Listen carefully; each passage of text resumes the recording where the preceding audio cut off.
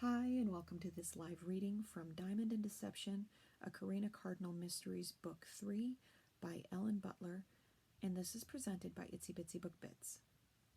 Prologue. Mike? Mike, hello? Oh, geez, it's your damn voicemail. My voice shook. Look, I know you're in the middle of important FBI training, and I promised I wouldn't call you like this, but I could really use your help. It's bad, and I'm scared. Please call me. I whispered the last and prayed. Chapter 1. 1 week earlier. I slammed the door to my 2-bedroom condo and stomped the floorbolt into place. The alarm system beeped at me, and I savagely tapped out my coat on the panel, chipping my nail polish in the process. Stalking through my little foyer, I shed my jacket, handbag, and heels, leaving them haphazardly in the hallway on the way to my living room. I debated flopping down onto my comfy Swiss couch, then decided I had too much pent-up anger to sit still, and instead took a few laps around the kitchen island, dragging my fingers along the cool granite countertop as I went. When that didn't help, I pulled my wavy chestnut mane into a ponytail and got out the cleaning supplies. Scrubbing the bathroom floor by hand would surely work out my fit of irritation. No, irritation was too mild a word for my feelings. Angry? Mad? Pissed off? Yes, that was a much better term for my mood. Pissed off. A crude but encompassing expression for my current emotions. My phone rang 3 times before I picked up. My sister's number displayed across the stop. Hey, Jilly. What's up? Did I interrupt something? You don't sound happy. Mike and I had a fight. Uh-oh. What's wrong? It all spilled out. Coherently for the most part, I think. The humming in my ears drowned out the clank of dishes and drone of noisy conversation, and I withdrew my hand from Mike's, staring at him in disbelief. Could you repeat that, please? I asked. Would it help if I said I was trying to protect you? I looked unseeingly around the restaurant to avoid focusing on Mike while I processed the nuclear revelation he had just dropped in my lap. Old Ebbitt Grill, a Washington, D.C. institution, was filled to overflowing with city power players, normal for a Friday night. A woman at the bar, dressed in a beautiful turquoise dress perfect for the late spring warmth, stood out from the conservative black and gray suits that surrounded her. 3 men vied for her attention.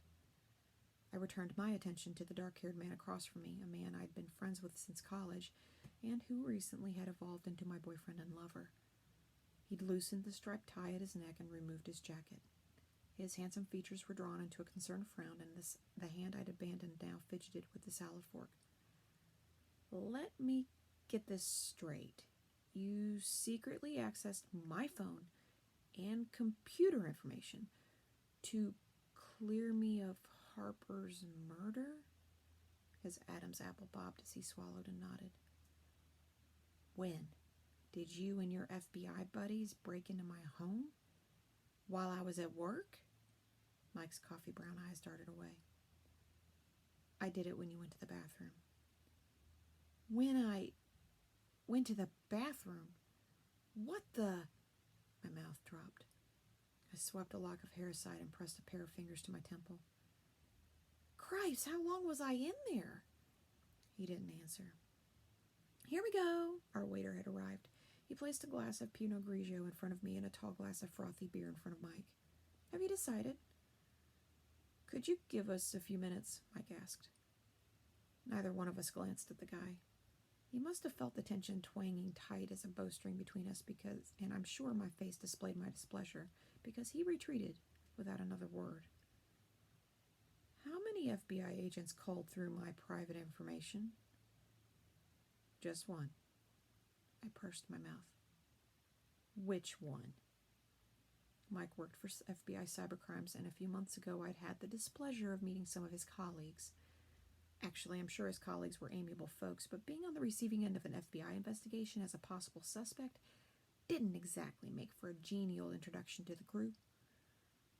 It doesn't matter. It matters to me which one, I demanded, slamming my fist on the table. Do I know him? Mike's jaw flexed once, twice. My eyes narrowed. Amir, he said in capitulation. Amir.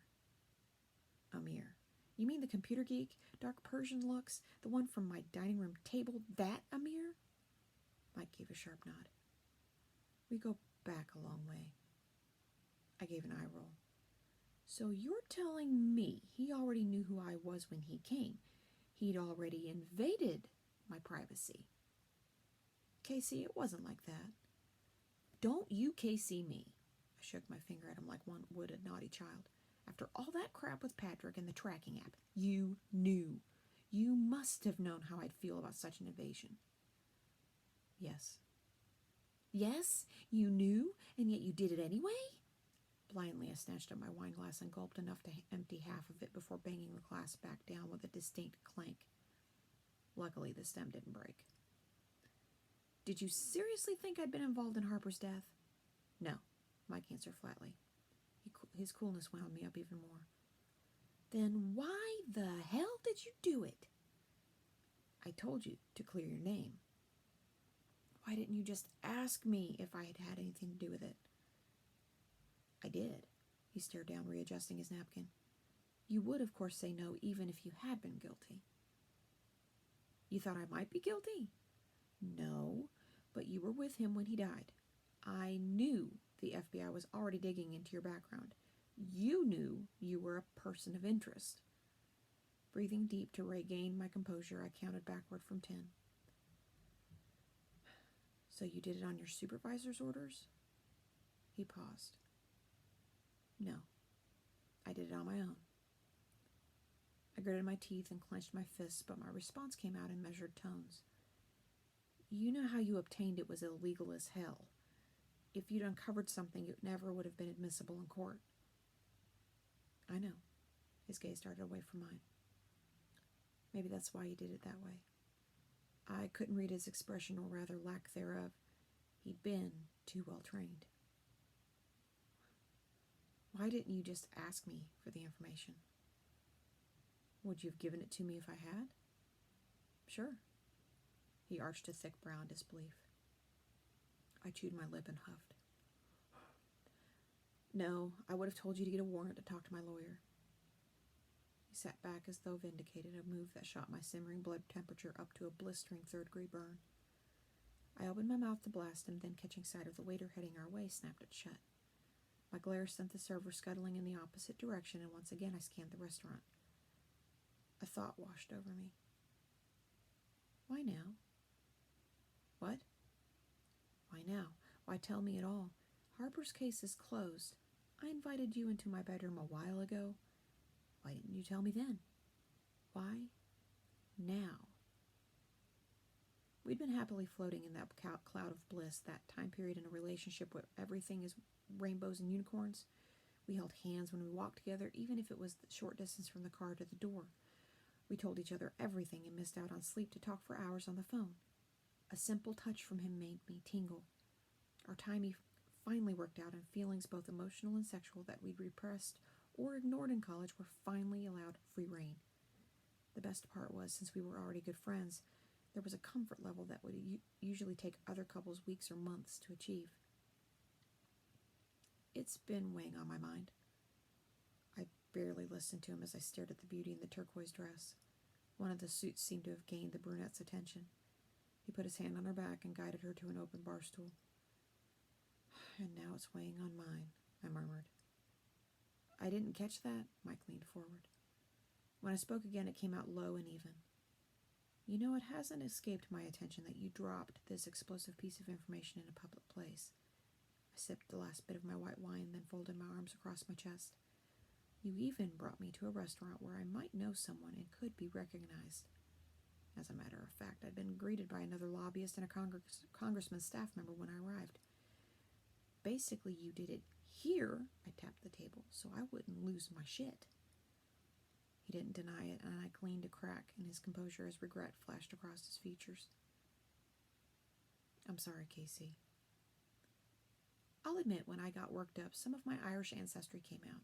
It usually involved increased voice volume and on occasion volatile hand-waving. Mike and I had had disagreements in the past, but this would be our first fight as a couple. My fists clenched and unclenched as I ruminated on his apology. I'm not going to lie, I'm hurt. I'm angry. Mike regarded me face-stricken. You know it's true what they say. Ignorance is bliss. What do we do now? I'm going to go. I gathered my purse. Mike laid a hand on my arm. Casey, don't. Not like this. Talk to me. Don't leave like this.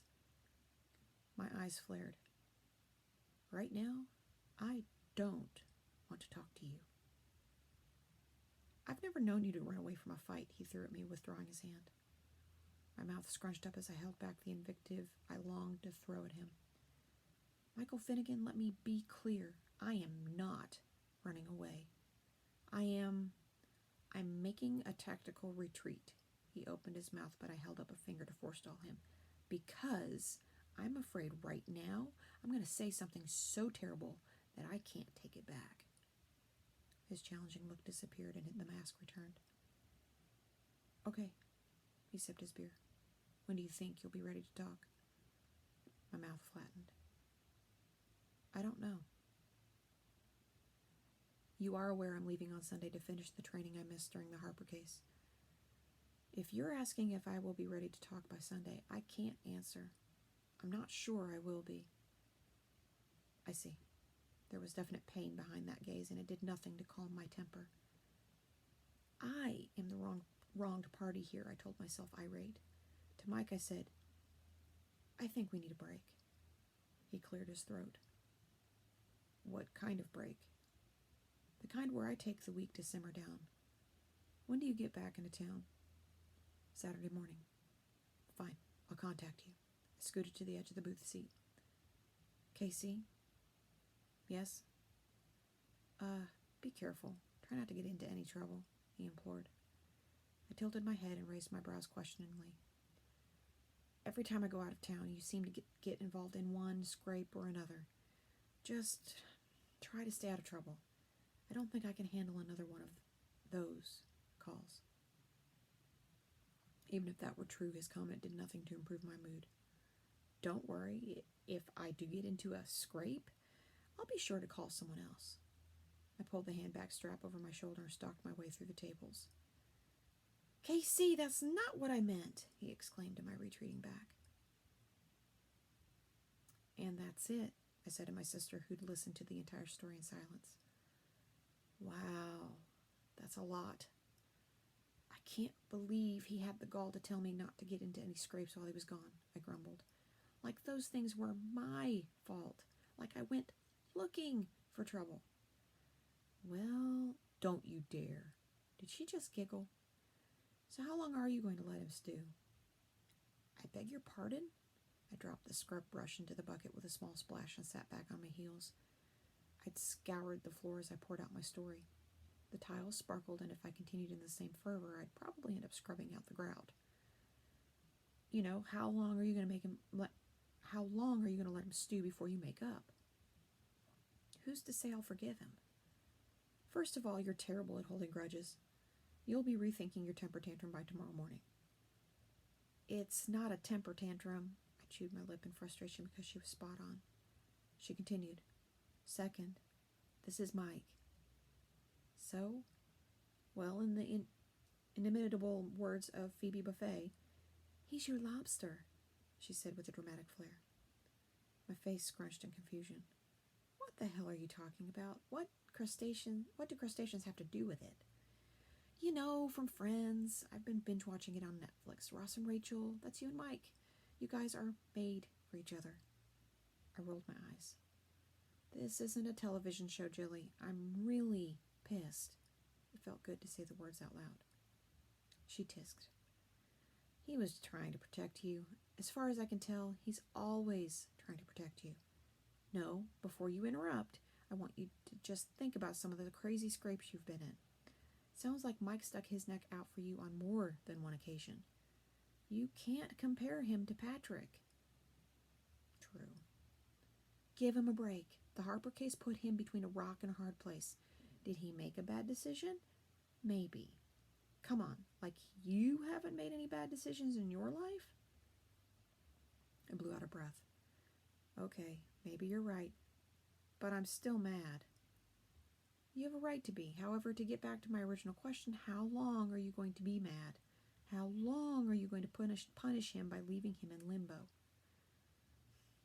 She's right, I sighed. I don't know. Maybe I'll call him after he gets back from his trip. You're going to leave him hanging for a week? She asked in disbelief. Yep. Jillian's skeptical snort came across the lines. Right. You'll be calling him by Monday. My sister was probably correct, but I was too stubborn to admit it. Doubtful. Suit yourself. You know the longer you wait, the more you'll tear yourself up inside. You're not just torturing him, you'll be torturing yourself. This was the second time in recent history Jillian had given me solid relationship advice. It grated on me knowing what she said was true. Oh yeah?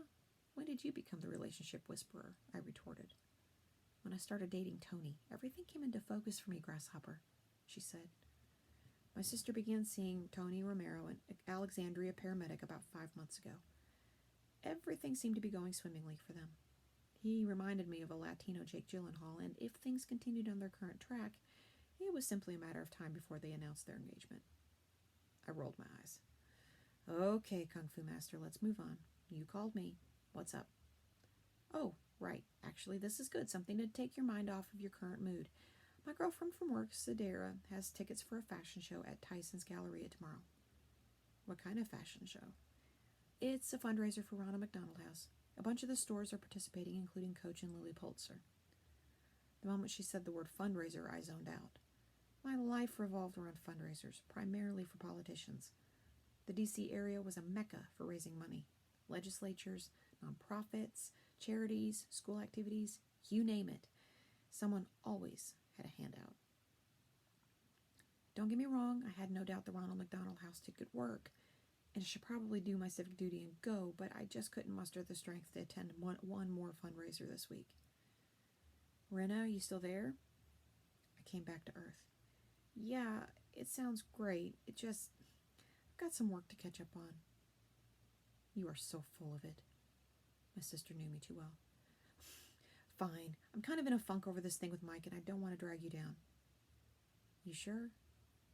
Maybe next time. I pushed to my feet and picked up the bucket of dirty water. All right, well, we're leaving at 11. Let me know if you change your mind before that. Gotcha. Thanks for the invitation. We'll talk later. After we hung up, I considered calling Mike, but once I started thinking about what he did, my blood pressure crept upward, and I decided it would be best to wait. Jilly was probably right. I'd forgive him and be calling by Monday. Until then, he could stew. And in the meantime, my bathroom floors were so clean you could serve high tea